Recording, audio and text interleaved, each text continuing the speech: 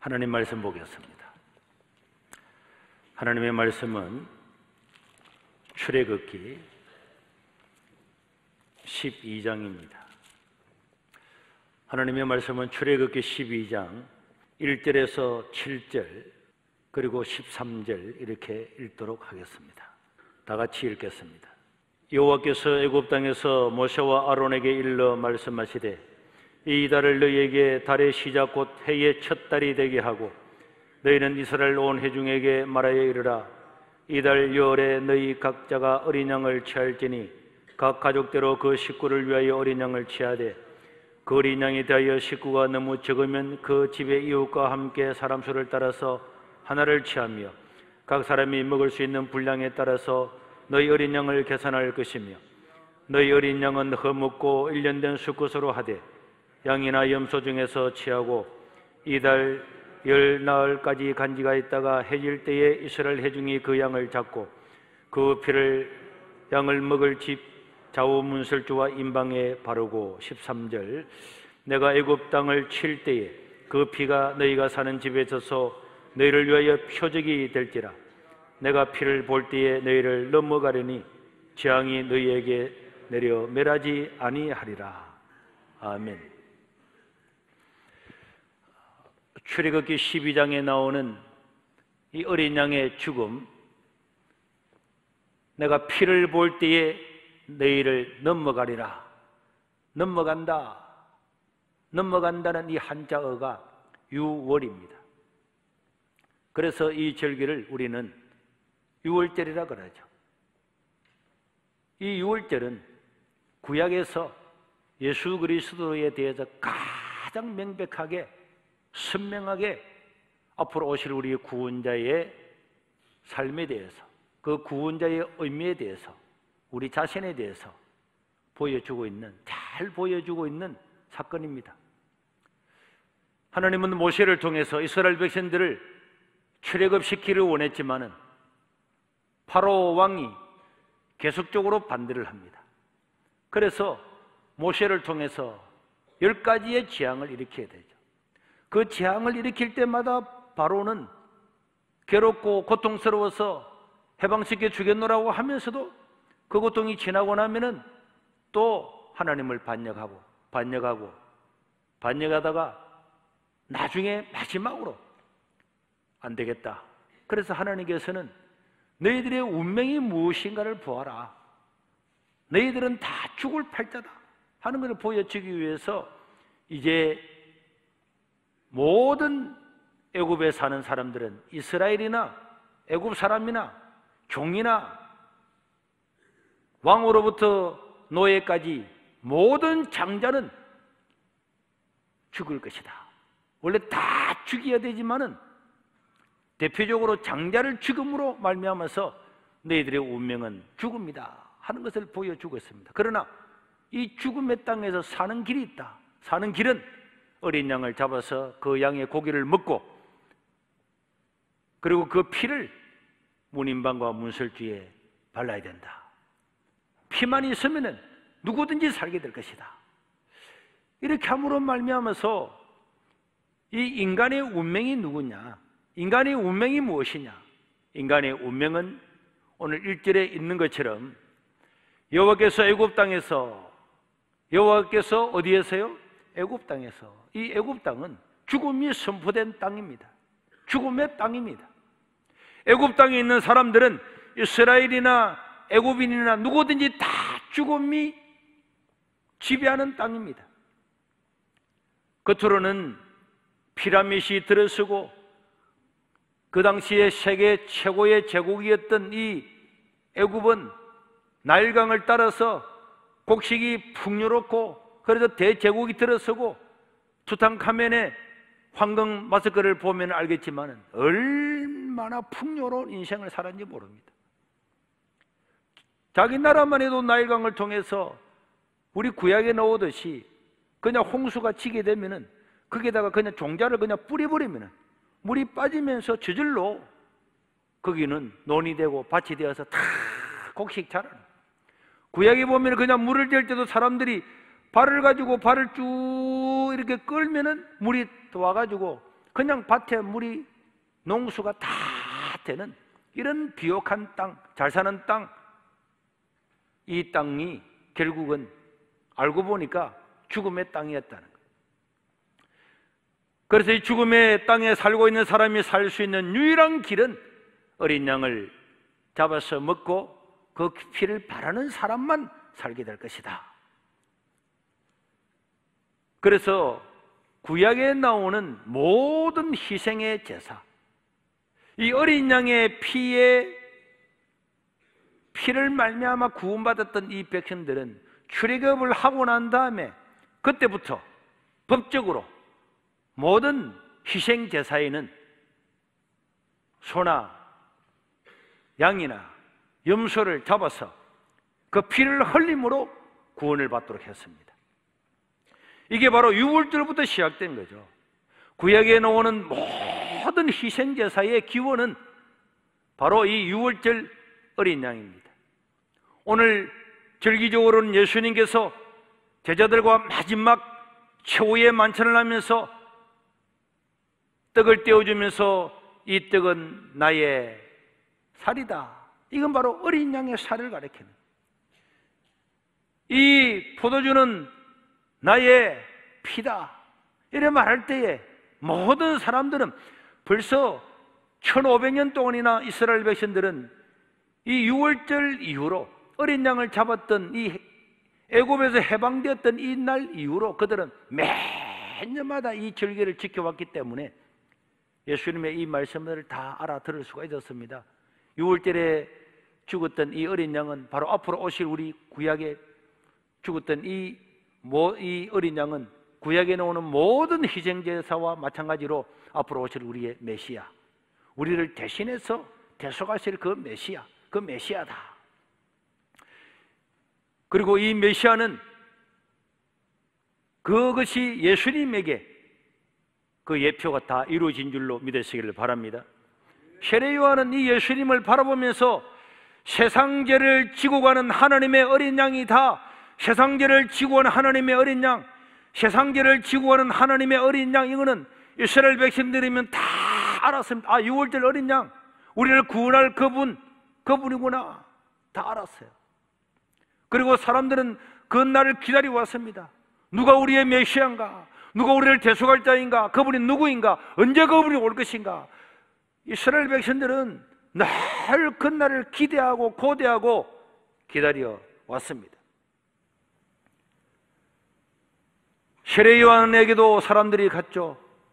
수많은 사람들이 세례 요한에게 막 몰려가서 세례를 받으니까 당신이 메시아입니까? 당신이 그리스도입니까? 당신이 바로 그 어린 양입니까? 이렇게 물었을 때에 나는 아니다. 나는 어린 양이 아니다. 나는 메시아가 아니다. 나는 구원자가 아니다. 내 뒤에 오실 거다. 그래 말했죠. 이제 기독교가 예루살렘에 막 번져 나갈 때에 제자들을 잡아놓고 이 제자들을 죽이버리자 이렇게 일이 일어났을 때에 사도행전 5장 34절에서 37절에 보면 이 논란에 종지부를 찍는 사람이 나옵니다. 그 사람이 가말리엘은 최고의 현자요 학자였는데 바로 사도 바울이 이 가말리엘의 제자였죠. 그걸 자기 자랑을 하고 있는데, 바리새인 가말리엘은 율법교사로 모든 백성에게 존경을 받는 자라. 그 회의하는 공회 중에 일어나 명하여 사도들을 잠깐 밖에 나가게 하고 자기들끼리 이야기합니다. 이스라엘 사람들아, 너희가 이 사도들이 전하는 이 예수님에 이 대하여 어떻게 하려고 하는 거 다 조심해야 된다. 이전에 더다라는 사람이 일어났을 때 사람들은 저 사람이 누구라? 메시아가 아닌가? 저분이 어린 양이 아닌가? 해서 많은 사람이 따라다닌. 그런데 그가 죽고 난 다음에 모든 사람이 다 흩어졌기 때문에 그분이 메시아가 아니었다. 또 그 후에 갈릴리에서 누가 일어났다고요? 유다라는 사람이 일어났을 때 사람들이 찾아가서 당신이 메시아입니까? 메시아입니까? 그런데 그가 망하고 난 다음에 아무도 안 따랐다. 그건 메시아가 아니었다. 만약에 이 예수도 메시아가 아니라면, 메시아라고 많은 사람이 따라다니는데 메시아가 아니라면 이 도가 저절로 없어질 거다. 그러니까 여러분들이 사도들에게 그렇게 할 필요가 없다. 하나님으로부터 나왔으면은 그걸 우리가 대적하는 자가 되지 않겠냐? 사람으로 나왔으면 그 망하면 없어질 거다. 여러분들이 여기에 대해서 어떻게 하지 말아라. 진짜 이 가말리엘은 지혜로운 사람이에요. 여기서 보니까 이스라엘 백성들은 예수님 오시기 몇백 년 전부터 드다가 일어났을 때 저 드다가 우리의 메시아인가, 유다가 일어났을 때 저 유다가 우리의 메시아인가, 세례요한이 일어났을 때 세례요한이 우리의 메시아인가, 이렇게 그 사람들은 유월절 이후로 계속적으로 그 메시아를 기다려왔다는 것을 우리는 알 수가 있는 것입니다. 어쨌든 우리 예수님은 이 바리새인들 율법 교사들한테 척을 지게 되고 이제 그들은 예수님을 죽이려고 그랬습니다. 죽이는데 그냥 죽이면 되겠냐? 이 명절날 유월절 이스라엘 20살 이상 되는 사람들이 다 예루살렘에 모여서 하나님께 제사드리는 이 유월절, 민족의 최고 즐긴 이 유월절에 예수님을 십자가에 못 박아 죽여서 모든 사람들이 이제 예수교는 끝났다 보여주도록 그냥 십자가에 유월절날 잡아 죽여버리자. 그래서 자기들끼리 회의를 해서 예수님을 죽이게 되었습니다. 그런데 지나고 보니까 예수님께서 유월절날 죽은 것은 지나고 보니까 그분이 유월절 어린 양이라고 하는 아무도 부정할 수 없는 증거가 되었습니다. 뿐만 아니라 모든 사람들이 다 한 곳에 모여서 예배하는 이 유월절에 모든 사람들이 볼 수 있도록 갈보리의 십자가 위에서 죽으심으로 나중에 예수님께서 부활했을 때에 똑똑히 눈으로 죽음을 보았던 그 예수님이 살아나는 광경을 보았을 때에 사람들은 하루에 3,000명, 5,000명이 다 몰려와서 유월절 어린 양 되시는 예수님을 믿고 예수님의 부활은 센세이션을 일으키면서 순식간에 전 세계에 번져나가는 하나님의 오묘한 뜻이 있었습니다. 이 유월절 어린 양을 통해서 우리에게 명백하게 보여주는 게 뭡니까? 유월절 어린 양과 십자가는 동일한 거죠. 우리의 구원은 오직 어린 양의 피뿐이라는 거예요. 믿으시기를 바랍니다. 오직 유일한 방법, 유일한 다른 것들은 다 배제하고 유일하게 우리가 구원받을 수 있는 길은 어린 양의 피뿐이다. 13절에 보니까 내가 애굽 땅을 칠 때에, 지금은 굉장히 위대한 문화의 도시지만은 애굽 땅을 칠 때에 그 피가 너희가 사는 집에 있어서 너희를 위하여 표적이 될 건데 내가 피를 볼 때에 너희를 넘어가려니 죽음이 너희에게 임하지 않을 거다. 다 죽음은 선포되었는데 내가 피를 볼 때에 여기는 어떤 의라든지 선함이라든지 행위라든지 율법이 아니라 오직 그 죽음에서 벗어날 수 있는 길은 어린 양의 피를 발라서 그 피가 있느냐 없느냐, 그 집안에 있는 사람이 살인자냐 강도냐 상관이 없지, 그게 피가 있느냐 없느냐, 피로 말미암아서 표적이 되고 피가 없으면은 어떤 사람도 구원을 받을 수가 없는 거고 피가 있으면은 어떤 불의한 사람도 그 불의함이 아니라 피로 말미암아 구원을 받도록 하신 것입니다. 왜 피를 발라야 구원을 받도록 하셨을까요? 행위로는 구원을 받을 자가 단 한 명도 없었기 때문에, 하나님이 인간을 볼 때에 행위로는 구원을 받을 자가 단 한 명도 없었기 때문에 행위가 아니라 어린 양의 피, 예수님의 보배로운 그 피로 말미암아서만 구원받도록 하신 것입니다. 여러분, 바로를 보지. 바로 10가지의 재앙을 일으키면서 고통이 오면은 하나님을 믿겠노라고, 나도 제사를 드리겠노라고, 해방시켜 주겠노라고 하지만은 고통만 끝나면은 인간은 다 잊어버리는 거예요. 바로만 그렇습니까? 출애굽한 이스라엘 백성들을 보십시오. 방금 홍해를 건너서 소고치며 찬양을 드렸지만은 며칠이 못 되어서 조금 물 없다고 하나님을 원망하고 모세를 죽이려고, 조금 양식이 떨어진 것도 아닌데 떨어질 기미만 보면은 죽이려고 하라 원망합니다. 광야 40년 동안을 계속적으로 반복되는 사건들을 보면서 인간은 선한 자가 없다는 거예요.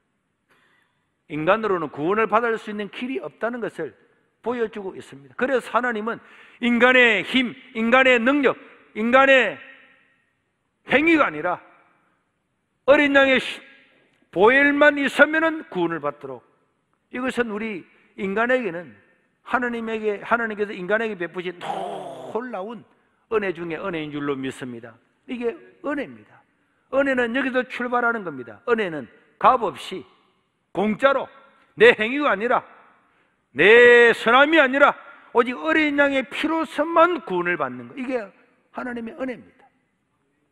우리는 은혜 받았습니다, 은혜 받았습니까? 은혜 받았습니다, 은혜 받았습니까? 이렇게 하면서도 십자가를 매일마다 교회에 와서 들어올 때마다 나갈 때마다 십자가를 보면서도 우리는 이 하나님의 놀라운 은혜를 깊이 생각하지를 않는 것입니다. 이 십자가를 깊이 생각하지 아니하기 때문에 우리의 대인관계는 다 깨어지는 거죠. 사람이 누군가가 나한테 욕을 한마디 하면은, 목사님 참을 수가 없어요. 못 참습니다. 왜? 나를 잊어버려서 그렇습니다. 십자가를 보면, 인간의 행위로는, 내 행위로는 구원받을 수가 없구나, 내 죽음의 땅에 있어야 되는구나, 이걸 깨닫게 되면은 사람들을 대하는 방식들이 다 달라지게 될 겁니다. 그래서 이 어린 양의 피를 발라서 구원받는 것은 인생에 있어서 최고의 행복임을 믿으시기를 바랍니다. 따라합시다. 최고의 행복이다. 로마서 4장 6절에서 8절에 보니까 다윗이 그렇게 고백했잖아요. 다윗이 이 행복에 대해서 말한 바, 일한 것이 없이 하나님께 어려워 여기심을 받는 사람의 이 행복에 대하여 다윗이 이미 깨달아. 다윗은 얼마나 놀라운지 구약에서 하나님의 이 은혜를 깨달은 사람입니다. 불법이 사함을 받고, 불법이 뭡니까? 죄임을 알면서 짓는 것이 불법입니다. 여기는 100km 이상 가면 안 됩니다 하는데 120km 가는 게 불법이에요. 불법이 사함을 받고, 죄가 가려짐을 받고, 죄가 뭡니까? 하마르티아라고 하는 이 죄는 원하는 표적에 도달하지 못했다는 겁니다. 이웃을 내 몸처럼 사랑하라, 원수를 사랑하라 했는데 사랑하지 못한 것들, 표적에 이르지 못한 것들, 화살이 그 관역에 꼽히지 못한 모든 것들은 죄입니다. 죄임을 알면서 짓는 불법, 하나님의 말씀을 지키지 못했던 모든 죄, 심지어 하나님은 그 죄를 인정하지도 아니한다.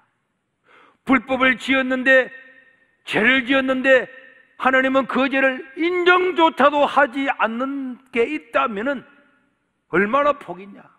그런데 다윗은 그 복을 알았다는 것입니다. 완전히 절망했는데 깨버린 꿈이었구나. 와, 꿈이었구나. 모든 인간은 십자가에 달려서 죽어야 됩니다. 그러고 난 다음에 그 영혼은 지옥에 가서 멸망을 받아야 되는데, 이거는 상상이 아니고 현실이고 실제입니다. 실제라니까. 그런데 그 지옥의 문턱에서 우리를 심판하는데, 심판의 제목을 보는데 마귀가 우리를 참소를 합니다. 이런 죄가 있습니까? 저런 죄가 있습니다. 저런 죄가 있습니다. 다 알아요. 다 안 맞습니다. 마귀가 하나님 앞에서 거짓말하겠어요? 하나님 앞에서 우리 죄악을 놓고 이 사람은 이런 죄, 저런 죄, 저런 죄, 끝도 없는 죄가 흘러나오는데 뭐 검사한테 불러가서 이런 건 아무것도 아니죠. 다 오라서 어제 읽었던 스가랴 3장에 나오는 대제사장 여호수아조차도 마귀의 참수 앞에서 말 한마디야 하지 못하고 고개만 숙이고 있을 수밖에 없는 이 인간의 운명. 그리고 여기도 떨어지면 지옥입니다. 그런데 그 모든 불법은 다 사했다. 그 죄는 하나님께 다 가려지고 하나님께 그 죄를 보자기로 덮어버린 거야. 없는 거다 죄가. 아니 심지어 죄를 갖다가 인정조차도 안 해버린 거야. 이게 바로 어린 양의 피를 발라서 구원받은 우리의 행복임을 믿으시기를 바랍니다. 그래서 우리 삶이 아무리 고달프고 회사에 부도나고 그렇고 병들고 걱정 근심이 많은 것처럼 보이도 내가 구원을 받았구나, 어린 양의 피로 말미암아 구원을 받은 사람이구나, 나는 행복자로구나. 그래서 구약에는 이스라엘아 너는 행복자로다. 왜 행복자입니까? 어린 양의 피로 말미암아서 희생제사를 통해서 죄 용서함을 받았기 때문에 우리는 행복한 사람인 줄로 믿습니다. 그래서 이스라엘 백성들은 하나님의 말씀을 따라서 이 6월절이 있었던 이 달을 달의 첫 달로 삼았습니다. 2절에 보면은 이 6월절이 있는 어린 양을 잡아먹는 이 달을 너희에게 달의 시작 곧 해의 첫 달이 되게 하고, 지금까지는 애굽의 달력에 따라서 애굽의 그 날짜에 따라서 새해가 왔습니다. 그때부터 한 살을 더 먹게 되었습니다. 그때부터 달이 해가 바뀌었습니다. 그러나 이제는 아니다. 이제는 죽음의 땅에서 실시되었던 애굽 땅에 있었던 모든 달력은 다 끝이다. 이제는 너희가 구원받은 날, 구원받았던 바로 이 날이, 이 달이 이제는 1월달이다. 이 달이 새해다. 그래서 6월절로부터 이제 이스라엘은 새롭게 달력이 시작이 되고 기원이 시작이 되어서 그때로부터 달이 바뀌게 되는 거예요. 이것은 우리가 예수를 믿고 구원받은 날, 이 날이 얼마나 소중한가, 내가 구원받은 것이 얼마나 중요한가, 어린 양이 죽음으로 말미암아서 구원받아서 내 인생이 완전히 변화되고 신분이 달라졌던 이것이 우리 삶의 중심이 되고, 새해가 되면 사람들은 새해 소원을 가지고 마음가짐을 새롭게 하듯이 언제나 내가 구원받은 것을 생각하면서 이것이 우리 삶의 중심이 되고 이 감격을 가지고 너는 살아야 된다, 이렇게 이야기를 하고 있는 것입니다. 뿐만 아니라 5절에 보면은 이 양은 어떤 양입니까? 너희의 어린 양은 흠없고 1년 된 양. 이 양은 흠이 없는 양이었어요. 히브리서 4장 15절에 보면은 우리 예수님은 우리가 똑같이 시험을 받았지만은 뭐가 없다고요? 죄가 없는 분입니다. 흠 없으신 분입니다. 이 흠 없는 어린 양을 잡을 때에 너는 그냥 우리에 가서 아무 양이나 잡아서 그냥 제사를 드리고 그 양을 먹고 피를 흘리는 것이 아니라 1년 된 흠없는 어린 양. 여러분, 다윗과 나단의 이야기에 보면 어린 양의 이야기가 나오죠. 이스라엘 백성들은 우리처럼 밖에 우리가 있는 게 아닙니다. 같은 방 안에 양이 있어요. 여기는 양이 자고 여기는 침대에 사람이 자는 겁니다. 그래서 거기에 어린 양을 자기의 딸처럼 가까이 했다. 자기 딸처럼. 우리가 애완견을 키우면서 아빠 왔다, 엄마 왔다, 지 스스로 개 엄마 아빠로 자처하는 사람들이 얼마나 많아. 내가 TV를 보는데 나는 애가 12명을, 와, 대한민국에 12명이 있는 아가 있네. 이랬는데 알고 보니까 개 키우는 사람이더라. 개 키우는 게 오면은 아빠 왔다, 엄마 왔다. 그런데 이스라엘 백성들은 이 양을 그냥 딸처럼 아들처럼 이렇게 키웠어요. 그런데 그 중에서 흠없는 어린 양을 한 마리를 지정해서 6절에 보면은 이달 10달까지 간직하고 열에 이 이야기를 하면서 10날 앞으로 나흘 동안에 어린 양을 택해서 그 어린 양을 함께 집에서 너는 우리를 위해서 죽어야 될 어린 양이다, 잡아먹어야 된다. 그 어린 양을 자기와 나흘 동안에 함께 데리고 있다가 그리고 그 나흘이 지나고 난 다음에 어린 양을 잡아라는 거예요. 그러면 그 어린 양을 나흘 동안 있으면서 들어갔다 나왔다 하면서 너는 나흘이 지나면은 우리 집을 위해서, 우리 가정을 위해서 너는 죽어야 되는 거야. 그래서 그 어린 양을 볼 때에 쓰다듬어 주고 맛있는 것을 주고 이렇게 하라고, 어린 양을 깊이 생각하라고, 대신 죽어야 될 어린 양에 대해서 깊이 생각하라고 나으리라고 하는 기간을 주었습니다. 하나님께서 이삭을 바치라고 아브라함한테 말할 때에 3일 길을 가도록 한 것은 자기가 잡아 죽여야 되는 이 아들 이삭이 얼마나 귀한가 소중한가, 이삭에 대해서 깊이 생각을 하라고. 그래서 우리는 예수 믿는다고 하는 것은 나의 죄를 위해 십자가에 죽으신 그 예수를 믿는 것입니다. 십자가의 보혈을 믿는 것입니다. 그 예수님을 깊이 생각해야 될 줄로 믿습니다. 어떤 일을 만나든지 나의 죄를 위해 십자가에 죽으신 그 예수님을 깊이 하루 이틀 3일 깊이 생각하면서 내가 얼마나 죄가 많았으면 이 어린 양을 잡아 죽여야 되는가, 예수님이 죽어야 됐던가 깊이 생각하면서 살라고 어린 양을 나흘간이나 죽이기 전에 함께 있으라고 이야기를 하고 있습니다. 우리의 삶의 모든 곳에서 어떤 일을 만나든지, 어떤 사람을 만나든지, 어떤 대인관계에 있든지 예수님을 깊이 생각하고 그 사건들을 바라보면 사람들의 마음은 다 달라지게 될 겁니다. 그것이 예수님께서 보여주었던 모든 비유입니다. 1만 달란트의 비유, 500데나리온의 비유, 모든 비유, 포도원의 비유, 모든 비유는 바로 십자가를 바라보는 거죠. 그 표적은 십자가입니다. 네가 누구냐? 너는 은혜 받은 사람이야. 십자가상에서 너의 행위가 아니라 예수님께서 죽어주심으로 너는 구원을 받은 사람이야. 너는 더 많은 구원을 받은 사람이야. 더 은혜를 받은 사람이야. 이 시각으로 세상을 바라보면은 세상은 내가 바라보는 시각과는 완전히 다르게 바라볼 수가 있습니다. 우리는 십자가 하면 뭐가 떠오릅니까? 십자가, 고난, 예수님의 피, 하나님의 은혜, 하나님의 사랑, 하나님의 용서,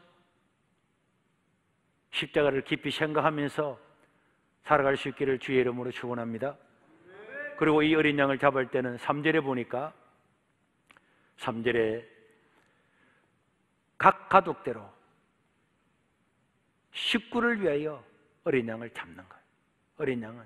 그래서 우리의 구원의 단위는 교인이지만은 구원의 가장 작은 단위 공동체는 한 가족입니다.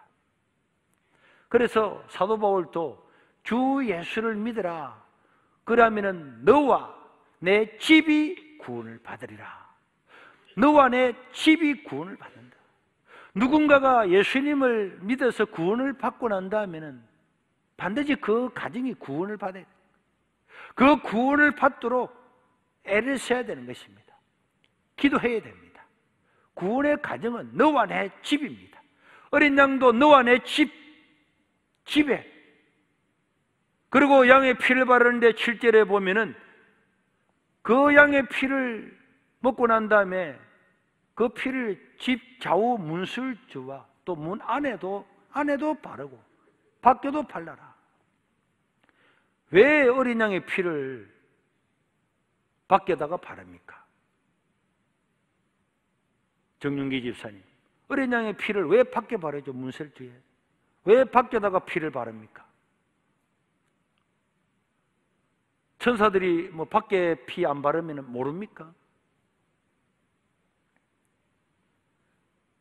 이것은 어린 양의 피를 문 안에도 바르지만 밖에도 발라라고 하는 것은 공개적으로 너의 신앙을 고백하라는 거예요. 나는 어린 양의 피를 발랐다. 뭐 피를 바르면 산다고? 피를 바르면 사는 거야. 에이, 무슨 소리? 아니야, 나 그거 믿어. 그래서 나는 어린 양의 피를 발라서 사는 거야. 애굽 나라 틈틈에서 살아가는 이스라엘 백성들이 어린 양의 피를 바르며 산다고 다 양을 잡아서 피를 바를 때 애굽 나라 사람들은 아이고 저 노예들이 온갖 짓을 다 하는구만. 그렇게 하고 비꼬으면서 말하든지 말하지 않든지 간에 나는 내 신앙의 고백을 세상 사람들 앞에서 다 나타내는 겁니다. 나는 예수를 믿는 사람이다. 나는 어린 양의 피를 바른 사람이다. 하나님은 이 죽음의 땅에서 살고 있는 이 불신자들에게도 어린 양의 피를 바름으로 말미암아 산다는 것을 나타내라는 거예요. 아, 여기는 다 사장님과 부장님과 이런 분이 있는데 말단 직원이 내가 밥 먹을 때 기도하면 이 사람들 뭐라 생각할까? 뭐라고 생각할까? 아니라 자기를 다스리는 애굽 나라 사람들 속에서도 나는 어린 양의 피를 바름으로 사는 사람이다. 그걸 공개적으로 고백하면서 살라고 이야기를 하고 있습니다. 왜? 나를 위해서 죽으신 예수님이 부끄럽습니까? 나를 위해서 대신 죽으셨던 그 어린 양의 피가 부끄럽습니까? 사장님 앞에서, 간부 앞에서는 부끄럽습니까? 그렇지 않다는 거예요. 너의 신앙을 나타내고 살아라. 나를 위해 십자가에 죽으신 그 예수님을 믿는 것은 복 중에 복이고 특권 중에 특권인 줄로 믿습니다. 믿습니다. 믿습니다. 내가 예수 믿는다고 당신도 예수 믿어 산다고 피를 발랐을 때마다 사람들이 물었겠죠. 왜 오늘 유대인들은 다 피를 바르는데, 이스라엘 백성들은 왜 피를 바르는데? 네, 우리는 죄인이라서 이 죽음의 땅에서 다 죽습니다. 날 위해 대신 죽으신 예수를 믿어야만 구원을 받습니다. 다른 말로 하면은 복음을 전파하라고, 너의 신앙 고백을 나타내라고 어린 양의 피를 바깥에 발라라 그랬습니다. 나를 구원하신 그 예수님을 전하는 게, 나를 살려주신 그 예수님, 지옥 갈 영혼을 천국으로 인도하는 그 예수님을 전하는 그것이 그럼 어렵습니까? 부끄럽습니까? 한 번이라도 교회에 와서 하나님 말씀을 한번 들어봐라. 사는 길이 있다. 에이, 무슨 소리? 그 피 바른다고 살아. 아, 피 바르면 산다니까. 에이, 그런 소리 하지 마. 아, 와봐. 와보라니까. 베드로도 와 보라라는 그 말에 와서 사도가 되었습니다. 와보라는 이 말이 어리석게 보이지만은 한번 와보라는 이 말씀, 여기에 우리의 신앙 고백이 있는 줄로 믿습니다. 예수를 믿는데도 입을 닫아놓고 예수 믿으란 말하지 아니하고, 직장에서 예수를 믿는지 안 믿는지 모르고 사람들한테 이 놀라운 부활절 날 당신아 와보세요. 사는 길이 있습니다. 영원히 사는 길이 있습니다. 생명의 길이 있습니다. 근데 나는 몰라. 누군가 데려오겠지. 그 사람은 어린 양의 피를 모르는 사람이고, 그 사람은 어린 양의 피를 바르지 아니한 사람과 같습니다. 마태복음 10장 32절에서 33절에 예수님께서 말씀했습니다. 다 같이 읽겠습니다. 시작. 누구든지 사람 앞에서 나를 시인하면 나도 하늘에 계신 내 아버지 앞에서 그를 시인할 것이요, 누구든지 사람 앞에서 나를 부인하면 하늘에 계신 내 아버지 앞에서 그를 부인하리라. 예수님께서 말했습니다. 너희가 나를 시인하면 내가 하나님 앞에 가서도 내가 너를 안다고 할 거다. 네가 나를 부인하고 내 말을 하지 않으면 내가 하나님 아버지 앞에서 심판날에 나도 너를 모른다고 할 것이다. 그래서 사도 바울은 때를 얻든지 못 얻든지 내가 이 복음을 전해야 된다. 내가 복음을 전하지 않으면 내게 화가 된다는 거예요. 하늘께 내 모른다는 거예요. 진정한 그리스도인은, 정말로 구원받은 사람은 어린 양의 피를 발라서 내가 어린 양의 피로 구원을 받았다는 것을 정말로 믿는 사람은 이 복을 전하지 아니할 수가 없다는 것입니다. 아, 누군가 하겠지. 주일날 어떤 분을 만났는데 따라왔습니다. 목사님, 나는요 우리 친척들을 데려오고 싶은데 우리 아들이 세계로교회 집사인데 아들이 말로 데려오려고 하느냐고 이래 하는데 어떻게 해야 되겠어요? 그 아들이 누굽니까?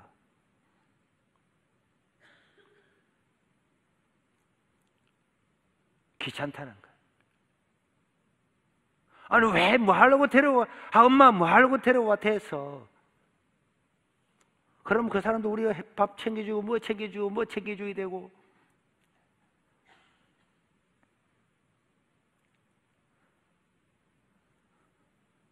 아들이 그래 해도 어머님은 살짝 전해가지고 다 오라고 하세요.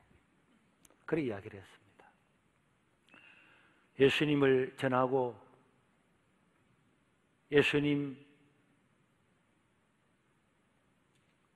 죽으심으로 구원받은 것을 전하는 것이 여러분 귀찮죠?